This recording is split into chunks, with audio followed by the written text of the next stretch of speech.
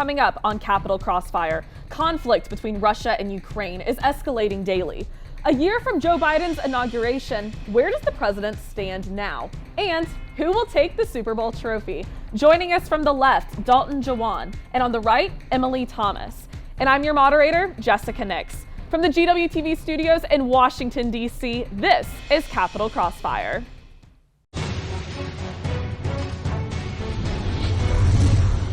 Tensions between Russia and Ukraine are coming to a head. The United States has deployed 8,000 troops to Eastern Europe and called U.S. ambassadors and families to leave Ukraine. Russia is deploying troops and weaponry to the border, signaling an imminent attack. So, how did the United States get involved, and where do we go from here?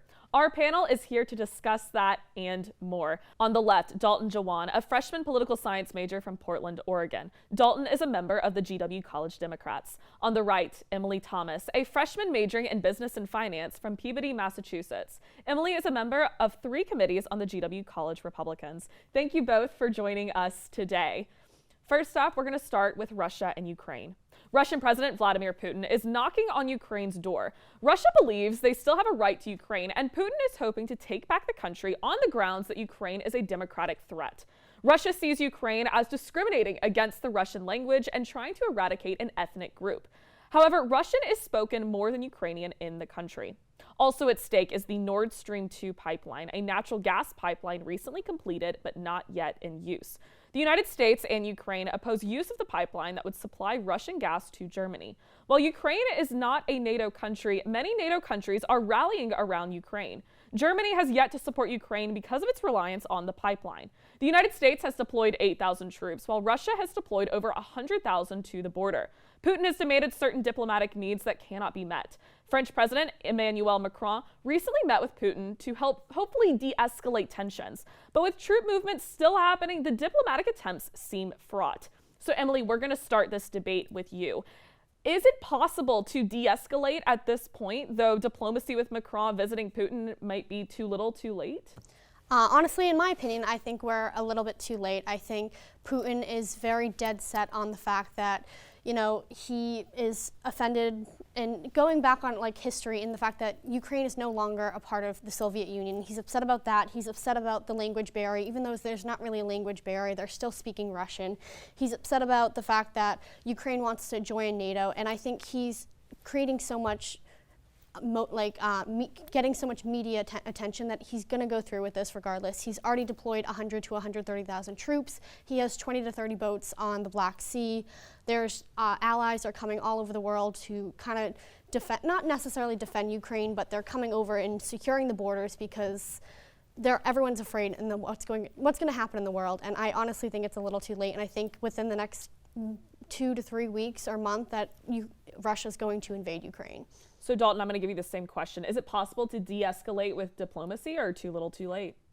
Well, I can't say for sure that it's possible to de-escalate with diplomacy, but I would argue that I think more of an attempt should be made to de-escalate with diplomacy.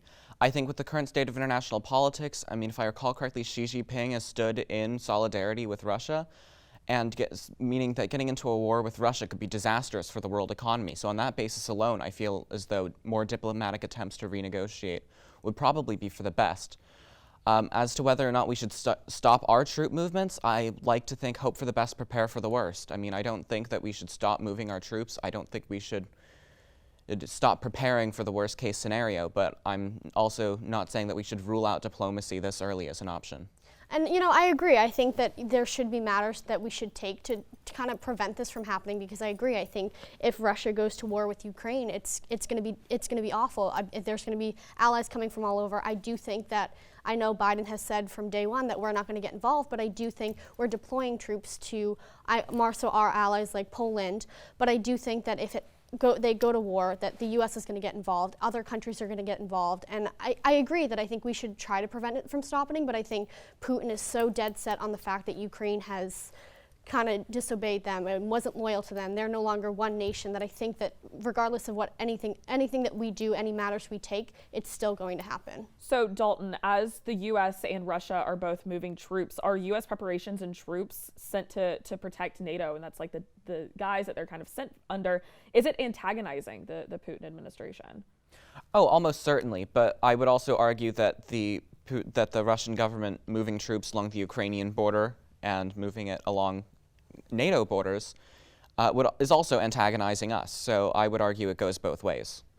Emily, your response to that? I agree too. I think it might be intimidating to Putin, but I think Putin is so involved in himself where he's going to go to war regardless, in my opinion. I don't think that he's going to be unfazed, because at the same time, I don't think the United States should get involved in this war, because this is between them. We're not allies with Germany. I mean, we're not allies with Ukraine. We're not allies with Russia. So I think the only thing that the U.S. has to do is protect our allies and our borders, and from there on out, I think it's between them two. But I don't think Putin would be intimidated by us moving troops in. So Ukraine is not a NATO country despite its attempts to become one. So Emily, should NATO have a responsibility to defend Ukraine if Russia invades? Well, in my opinion, I don't think Ukraine will last if they do go to war. I think within a few, I mean, I've read articles that it's going to take 2 to 3 days and Ukraine will be done. But I don't think Ukraine is not fully in NATO, and they're not involved. They've attempted to, but at this point in time, they don't necessarily have to defend them. They're not a part of the organization, so they don't have any fulfillment, that, in my opinion. Dalton? Oh, well, I think it's in NATO's best interest to protect the Ukraine. I mean, they're certainly not a NATO country, but it is certainly in the interests of democracy and NATO to protect the Ukraine as kind of one of the few semi-functioning democracies in the area. I mean, Belarus has had fake elections, arguably, for the last 2 or 3 elections with President Lukashenko. Russia has had phony elections in the form of Putin's elections every few years now. The Ukraine is really one of the few non-dictatorships in the area now. And so I would argue that it is, in fact, in NATO's best interest to help protect the Ukraine as one of the few democratic countries in the area. Now, if NATO gets involved, do you think all these other countries who are part of NATO owe that same loyalty to Ukraine?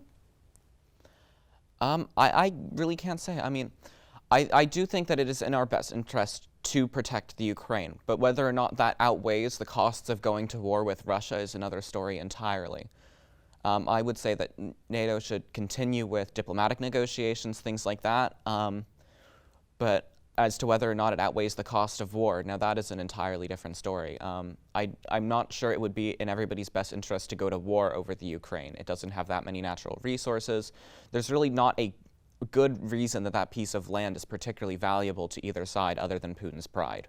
So I want to add another piece to this as well. So as the Olympics are happening currently in Beijing, the world's attention should be on celebrating those athletes. But this international crisis seems to be taking that attention in the news cycle. And China, there are also reports of them eyeing Taiwan and possibly invading Taiwan. So Dalton, how does China's involvement and support of Russia in this conflict affect the U.S. strategy, especially if a Ukrainian invasion could trigger a Taiwan invasion? Well, I mean, the invasion of Taiwan would certainly be, I hate to say it, more disastrous than an invasion of Ukraine. Taiwan controls most of the world's semiconductor manufacturing. You know, the most advanced semiconductor company in the world, TSMC, is based out of Taiwan, and they haven't completed building their fab in Phoenix yet. So in terms of just any kind of computer, remember when we banned TikTok, it would be that on a much larger scale. Most computers used by any government uses chips coming out of Taiwan, and without the ability to use chips coming out of Taiwan, because it would be a Chinese-occupied territory for fear of Chinese intelligence gathering, I think that would be a particularly nasty thing to happen. Because of Xi Jinping's alliance with Russia and support of Russia in the Ukraine issue and the potential invasion of Taiwan, I think that does pose it does make things different in terms of how the U.S. should respond, because it changes U.S. interests from protecting Ukraine to protecting its interests in Taiwan, because I would argue we have significantly more interest in Taiwan than Ukraine. So I do think that would overall change our strategy there. No, I absolutely agree. I think that we have a lot more resources in Taiwan. I think with the connection between Putin and the Chinese government, they've already agreed that they're going to back each other up regardless of the situation. If Russia does invade Ukraine, China's going to back them up. And I think if China goes to invade Taiwan, Russia's going to back them up as well. I think it would honestly be a bloodbath regardless. But I do agree that if it goes to war, China invades Taiwan, we have a lot more resources that we do, like you said, we utilize in Taiwan. And I think at that point it would involve the U.S. a little bit more, but to my knowledge, I don't believe they're in NATO as well. So I don't, again, I mean, there are resources on the line, but if you're not in NATO, there's no need for the U.S. to go to war for unnecessary reasons. We have enough issues, in my opinion, to go off of. So invasion into Ukraine could spark a refugee crisis in Europe, with some reports saying that there could be over 5 million European refugees if Russia invades. So Emily, what steps should the U.S. take to handle a refugee crisis, if any, and what steps should NATO take?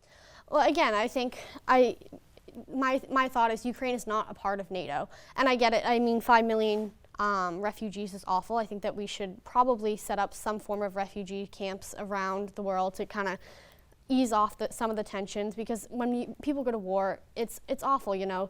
It's people are losing their lives, our troops are losing their lives, things like that. And so I think that we should probably, in some sense, set up refugee camps. But again, it's not really our battle to fight. This is between Russia and Ukraine, and I still believe that till the very end of the day. Dalton? I mean, I think those Ukrainian refugees have a high likelihood of getting killed if they don't manage to seek some kind of asylum. Russia will kill most of them to make a point, I would argue. So I do think NATO and especially European countries should make a very strong effort to settle those refugees in different countries. I think that we as the United States should have a part in that. The challenge there is that we already have a bit of a refugee crisis. We're considering dismissing thousands of asylum seekers, just their cases outright, just to clear our docket. So we already have an immigration crisis, unfortunately. In an ideal world, I would love it if all those Ukrainians could come here and get asylum and be safe. But realistically, I'm afraid that's probably not going to happen. But ideally, I would like to see some kind of system set in place so that people persecuted by the Russian government can seek asylum. And that will be the last word. When we come back, Biden has been in office for 1 year, so where does he stand? Stay with us. Raise high. This isn't just our battle cry. It's our call, our challenge. Because when you were called to Washington, you were called to higher expectations, to a higher standard. We are called here to advance knowledge, to serve society, to change the world. Is that too lofty? Too aspirational? Is it simply too much to expect? Not if your classroom is a Smithsonian, the IMF, or on the doorstep of the Supreme Court. Not if you have access to the most hallowed institutions and formidable leaders. Not if you are given the tools to change minds, shape laws, influence entire fields of study, advance our way of life, change the course of history.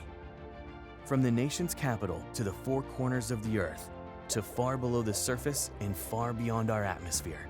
Here, unique opportunities, the ones that many people work much of their lives to get, are within your reach from the moment you arrive. This is where you find new pathways for preventing global epidemics, where your unexpected friend propels a new scientific movement forward. This is where you push forward as a team to break records and reach new heights. Where your classroom is 68 square miles of the most consequential land on Earth. This is where you will make it happen. This is the George Washington University, and what we make is history. So stand up, be bold, take risks, press on, push harder, raise high.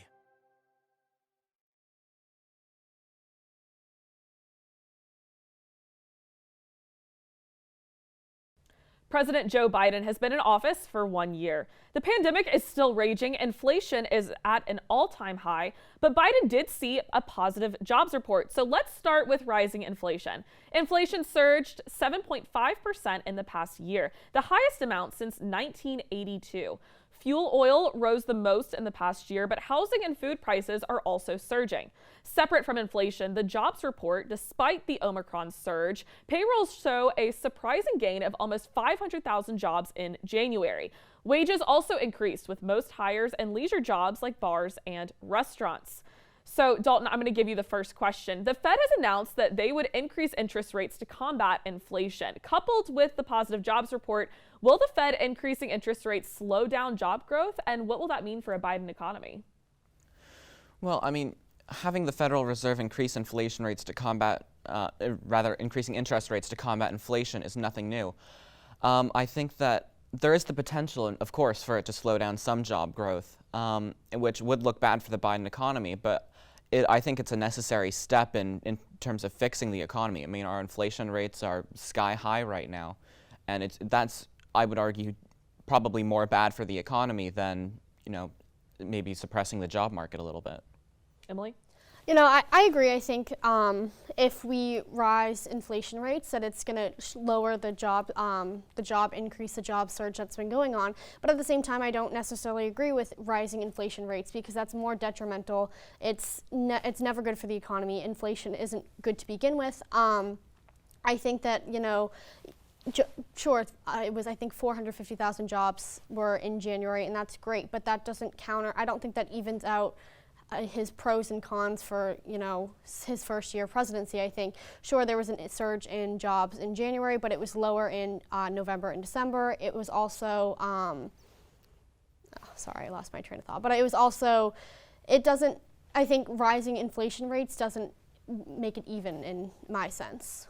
So, Emily, how does America reconcile with an overall positive jobs report with the growing inflation and continuing labor crisis?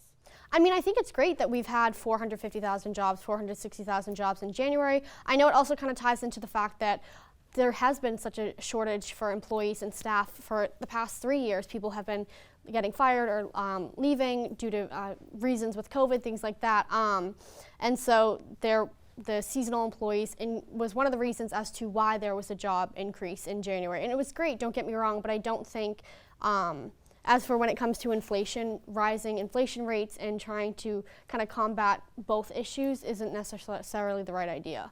Dalton? Well, I mean, I think that the ongoing labor crisis is indeed an issue, and I am very happy about those 500,000 jobs that were added to the economy. I think the inflation rates rising is definitely an issue. I mean, again, 7% is the highest rate since, 1982? So that's a big problem. Again, I'm still in favor of the Federal Reserve raising interest rates in order to combat that. And I think overall adding more jobs to the economy has been a great boon. I think that one of the Biden administration's biggest problems was that there was a big shortage in the labor market when he first came into office. Everybody was quitting because of COVID. People were getting laid off because of COVID. And I would argue that this gain, despite it being in the middle of a COVID surge, is actually quite remarkable. I mean, sure, I think it's remarkable, but no offense, I don't think it's due to Biden's doing. I think he came in at such a traumatic time, regardless of who left office, whether it was Trump or Hillary. He came in at such a detrimental time. There were stimulus checks going out. People were like, I can stay home.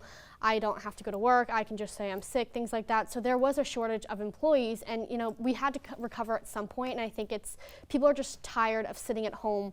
And now with the new variant and Omicron isn't as severe, people are tired of sitting at home and need to get back to their lives. And I think it was going to happen at some point, and I don't necessarily think it was to Biden's doing by any stretch. I do agree with that to an extent, but I would also argue the root causes for why people were dissatisfied with their jobs and leaving they have changed somewhat. After 3 years, people are desperate. The economy is desperate for workers. So because of that, they're willing to pay people more. They're willing to pay them above the inflation rate to make sure they can continue living.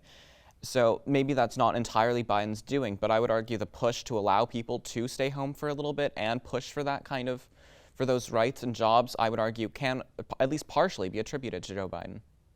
So Biden's approval ratings are falling, with most polls showing that he's in the low 40%. So Dalton, with the midterms coming soon, do you think it's likely that a slowdown of inflation and a resolution of the labor crisis would bring moderate Americans and moderate Democrats back to Biden's side?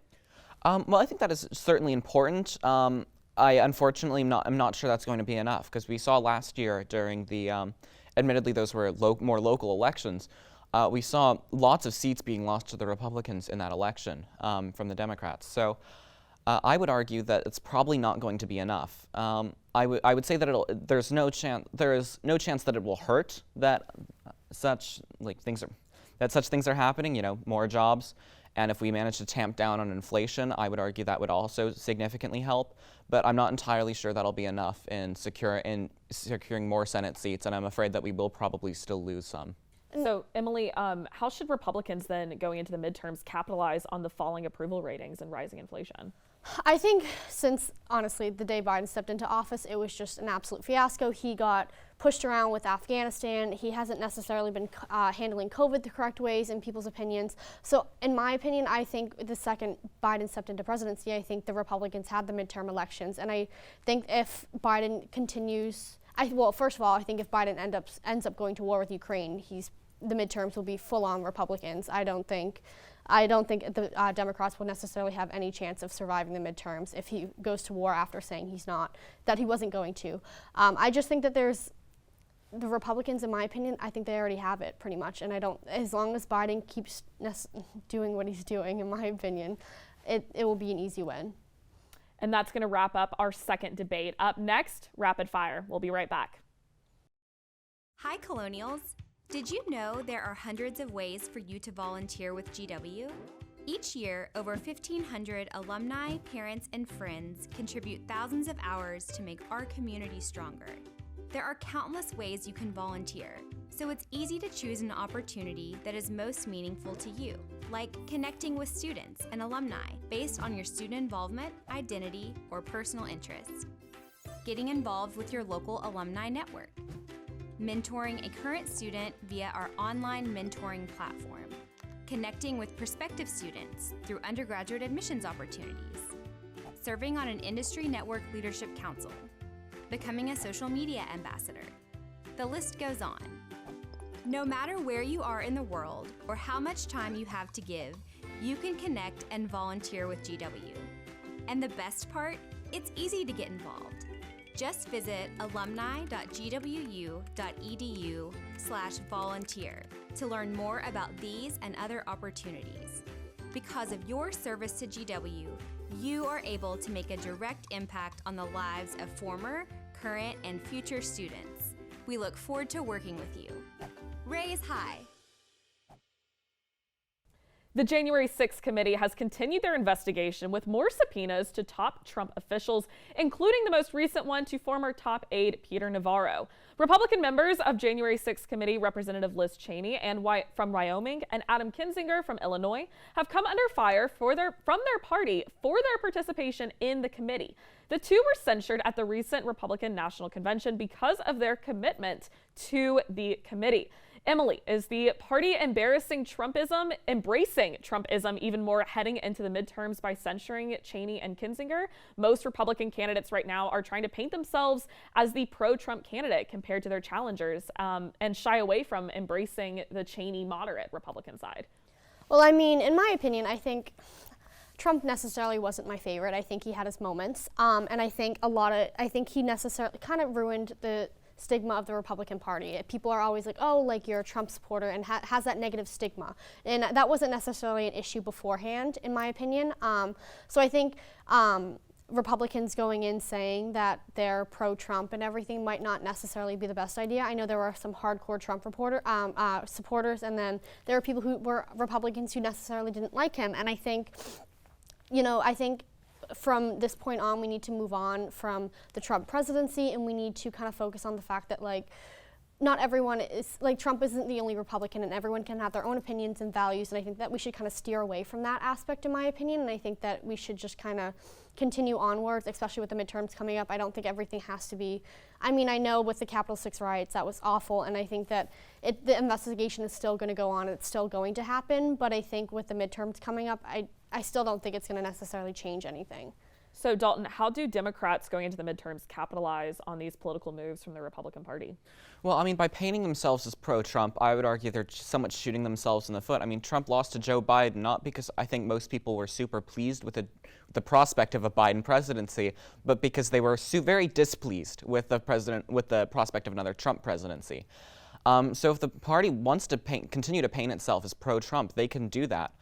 I would argue that they can probably pretty easily capitalize on the January 6 riots. I mean, group of Republicans hoping to overturn the election stormed the Capitol building. People got hurt. I mean, And sure, some may argue that it is in fact a form of political protest, but I mean, violence for the sake of political protest has a name, and it's domestic terrorism. Well, no, I agree. I think it was, at first, was supposed to be a protest, and I think it went bad. I think it turned bad. Don't get me wrong. I think what happened was absolutely disgusting. I think people should be held accountable, but I don't think Trump necessarily, he never said storm the Capitol. So blaming everything on him necessarily doesn't make sense in my mind. I think the people who were the ones who actually stormed the Capitol are the ones that should, be penalized. Well, and of course, I do agree that the people who did storm the Capitol should be penalized, but you also didn't see Trump explicitly condemning them and telling them to leave until well after they had done it. There was a period of, there were large unaccounted periods of time between the news breaking that they had stormed the Capitol and Trump making any kind of public statement about it. Was 10,000 troops being sent to the Capitol not enough, or was that? Well, but Trump didn't make a public statement saying that those people should leave, and considering they were Trump supporters, I think that would have been the most impactful. I mean, this isn't a dictatorship. The troops can't just shoot everybody that's in the Capitol. They can tell people to leave, but people don't have to comply with the troops. And, what are they going to do? Shoot protesters? Well, This no, isn't Tiananmen Square. I would say it's that... still an effort. Well, yes, but again, I would argue that because these people were Trump supporters, they would likely listen more to President Trump if President Trump, made an official statement or made an official tweet. If I'm correct, he did say go home.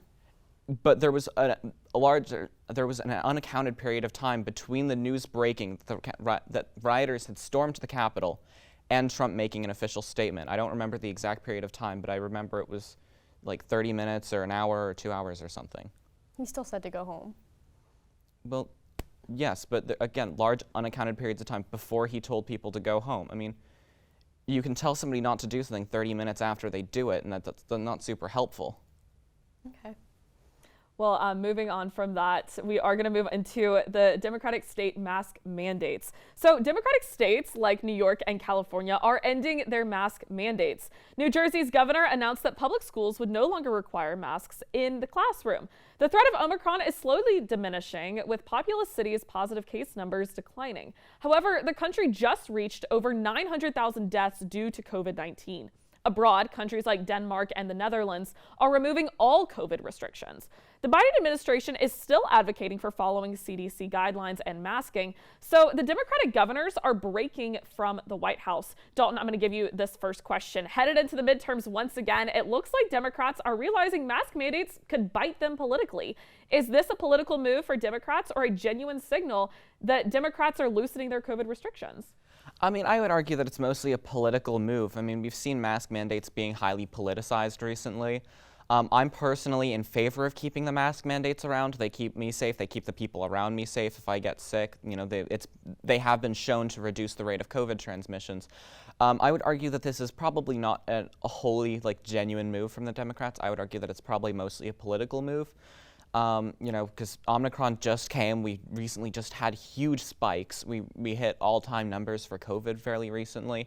So I would argue that it's probably not quite safe yet to begin removing the mask mandates. But it certainly is a popular move.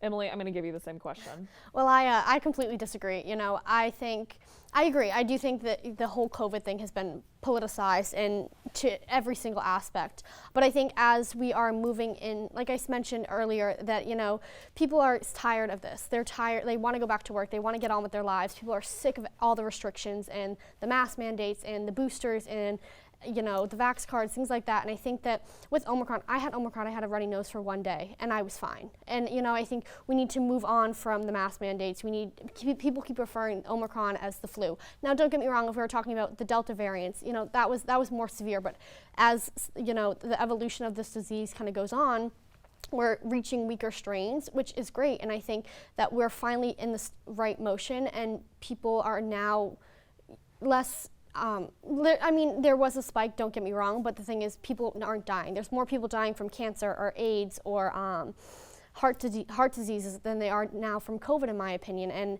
from here on out, I just think if people keep referring this as the flu, treat it like the flu. Get rid of the mask mandates, get rid of making people have to be vaccinated, things like that. And I do entirely agree with that, but I mean, But is it Omicron being weaker? There is some evidence that shows that yes, Omicron was in fact a slightly weaker variant, but there was also some evidence that showed that it wasn't, and that it was just people, because more people were vaccinated and boosted, that really cut down on serious infection rate. That's why I think vaccination mandates are great. But I still think that the masks are a useful public safety measure until we're entirely sure. If we don't have another strain coming along, or if the next strain is in fact, significantly weaker, then I think that'll be the right time to remove the mask mandate. But I think right now it's just a little bit preemptive. So for the rest of our lives, are we just supposed to wear a mask to make sure that we don't get COVID? Oh no, I'm certainly not. I'm just as sick of this thing as you are. But I would argue that it's just a little bit too early. Like, what if the next variant comes along and it's just as transmissible as Omicron, but just as deadly as Delta? I think that there still needs to be a little bit more time to make sure that the next variant or two is in fact going to be, even if it's highly contagious, that it isn't going to have long-term side effects, that it isn't going to be a serious disease. I'm not saying that we should wear the masks for the rest of our lives. Believe me, I'm not advocating for that. But I'm just saying that I think we need some more time to make sure that, in fact, this is the right public safety move. I just think 3 years of time is enough. I think if the Democrats keep on with the mandates and everything, there's absolutely no chance that they will ever win the midterms. People are sick of this. Oh no, and I agree. People are sick of the mask mandates. I mean, I'm sick of the mask mandates, and I'm in favor of wearing a mask. Like believe me, it's a popular move to get rid of them. There's no doubt. But I just think it's a little bit too early to be repealing them. Personally, I would wait another year. But that's my opinion. Moving on from politics, for our last rapid fire question, we do have a crossfire tradition for you. Who is going to win the Super Bowl, the Bengals or the Rams? So Emily, who do you have?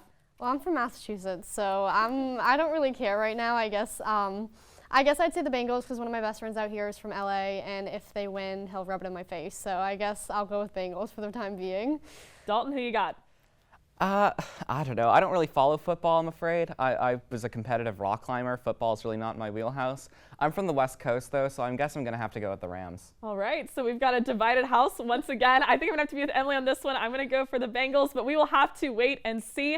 And that wraps up our first Capital Crossfire debate of the semester. Dalton, Juan, and Emily Thomas, thank you for a lively debate and for coming on the show. When we come back, Willow Hasson has your fact check.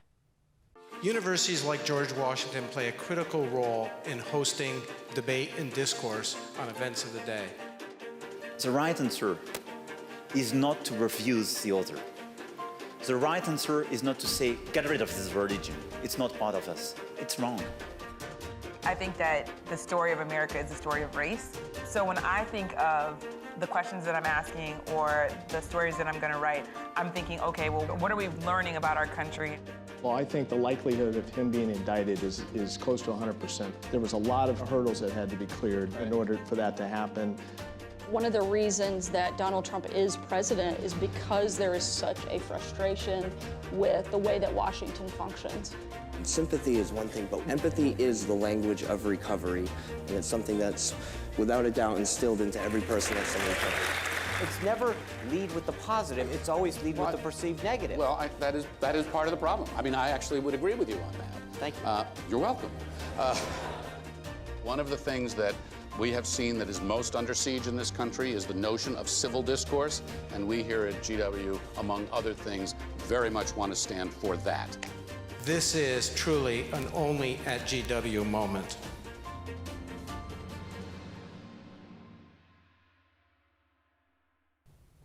Welcome back. During our panel discussion, a team of fact checkers monitored our debate. Willow Hasson is here to tell us what we missed. Willow? Thanks, Jessica. Our debaters came prepared for today's debate with few errors. However, some clarification needs to be made. Republican Emily Thomas said that it would take 2 to 3 days for Russia to overtake Ukraine. To clarify, the U.S. intelligence community assesses Russia could take over the capital city of Kiev within 2 days. Emily also said that former President Trump sent 10,000 U.S. National Guard troops during January 6th, which he did claim, but this statement is false and there is no record of this request. Emily also claimed that more people are dying from cancer, heart disease, and HIV than Omicron COVID, which is true except that HIV is not in the top 10 causes of death for people in the U.S. from 2021.